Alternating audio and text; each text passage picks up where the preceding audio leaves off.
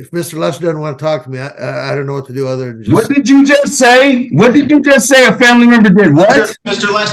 Lester, please sit down and be quiet. A family member called in and say you may have some mental health issues, which may mean we need to evaluate you. Let me say something, please. Can I say something? All right, both of you stop talking right now. Okay, that's fine. I'm willing to listen, but this is getting ridiculous. Mr. Lester, I said stop talking. You're continuing to talk. If you continue to Mr. Glazier, stop talking and answer my questions. I'm just going to set this for another. Yes, no, I don't know how many times I got to say it. Let me talk to Mr. Glazier, please. Okay, thank you. That's the first time you've said that. So I will set up a breakout session for you with Mr. Glazier right now at 8:15. Man, I don't want him as an attorney. I'm sorry.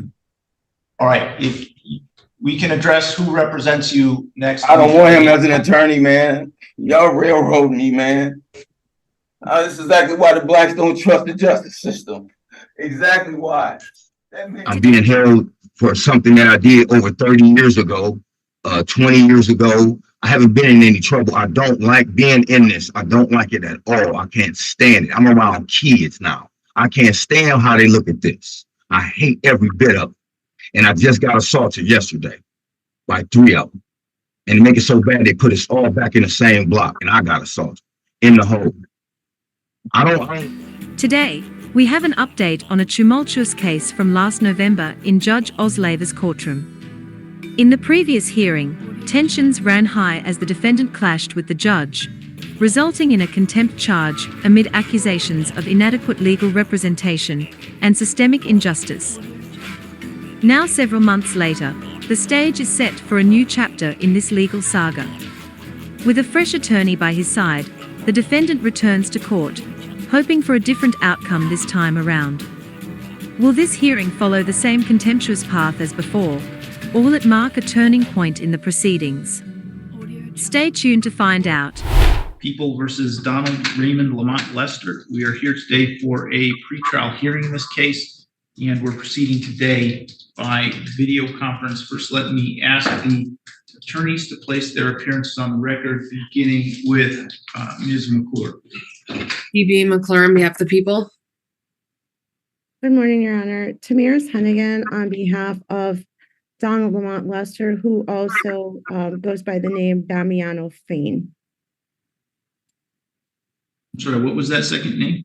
Damiano, D-O-M-I-A-N-O. Last name Fain, F as in Frank, A-I-N. All right. Okay, so where do we stand with this case today, Ms. Hennigan? Your Honor, I did have opportunity to meet with my client just this past week. This case has been reassigned to me, as the court is aware, and we are working well together. But I do need to set this out.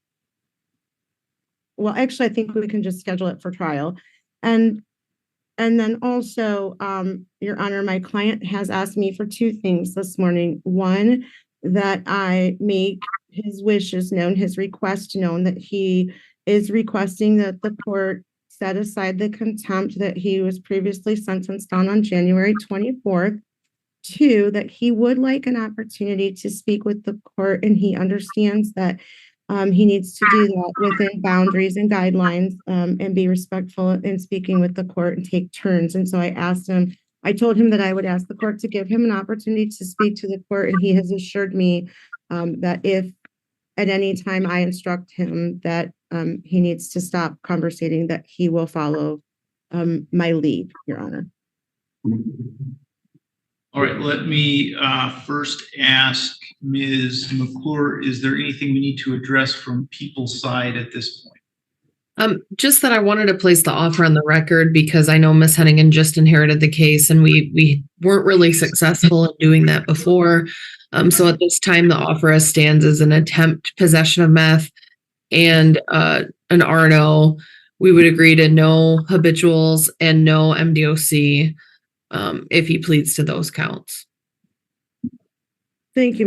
As it stands right now, as current, he is a habitual 4th, and his guidelines are 46 to 120 in the MDOC. And so if we get to a trial, how many days do we need for that? Probably just one. I was gonna say 2, Ms. McClure, just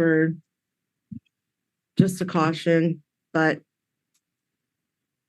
it's up to you. Maybe a Wednesday plus another day, like a day and a half. Yes, that sounds great. All right, so I'm going to set it for a trial then, just so we have a date to move forward one way or the other. Ms. Clark, can you give us a 2-day jury trial date, please? June 20th at 9 a.m. and June 21st at 9 a.m.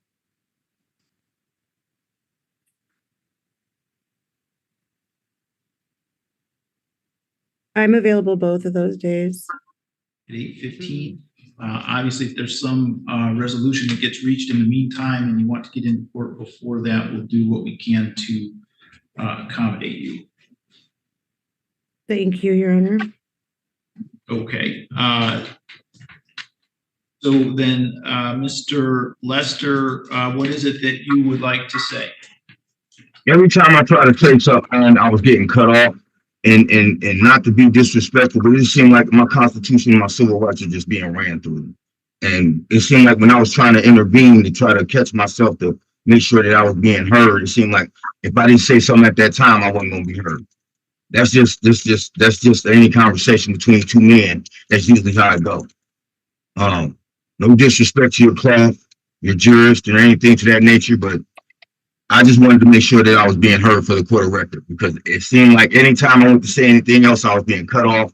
It started all the way down from Mr. Morgan, and I still feel like that my back is against the wall over some driving tickets. I've addressed those so many times that's what I was arrested for, and it's just like I'm not being heard. I'm not being heard, and I'm looking to you for some type of guidance, but then it seems like I'm being like double teamed from you and the prosecutor's office.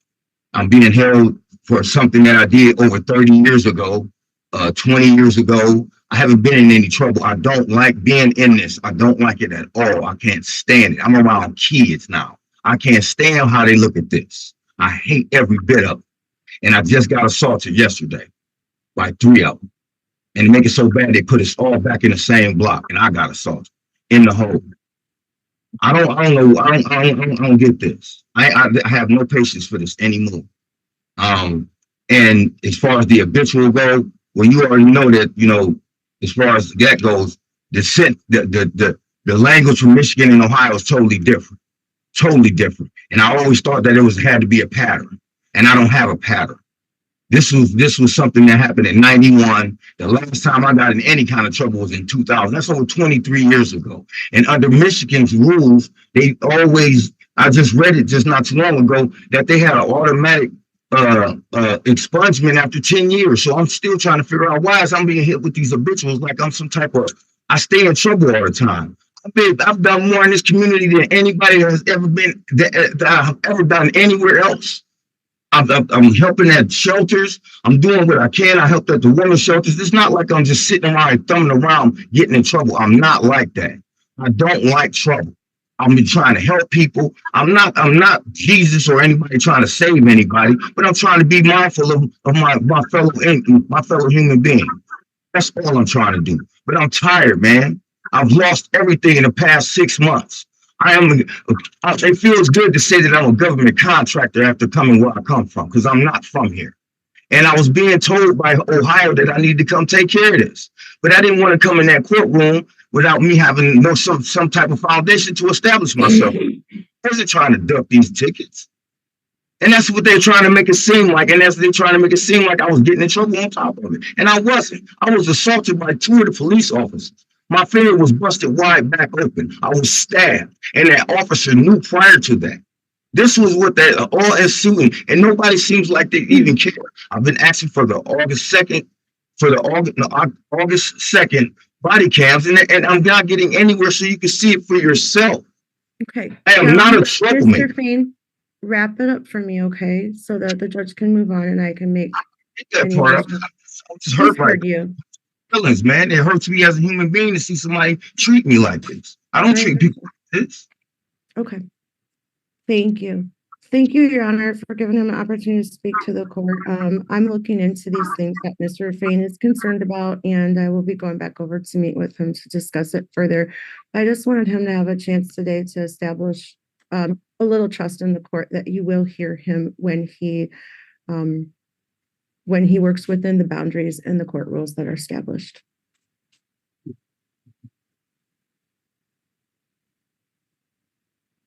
All right, I have previously stated in other court hearings my reasons and rationales for the decisions that I've made in this case, and I would stand on those. So we can conclude the pretrial in this matter. Mr. Lester, you can let the officer that's with you know that you are done with court for today. I'm gonna do a breakout session before I go with Mrs. Hennigan before I go. I need to talk to her real fast. Because I'm still, I ain't got no Your Honor, choice. is the court able to accommodate that? If not, I can go over and see him.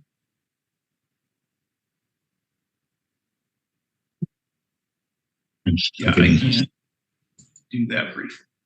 Thank you. I didn't hear what he said. I guess I can barely hear He's you. gonna do the breakout. Hang on, hon. He's gonna do the breakout. Just hold tight. He's gonna put us in a room together. Do this one.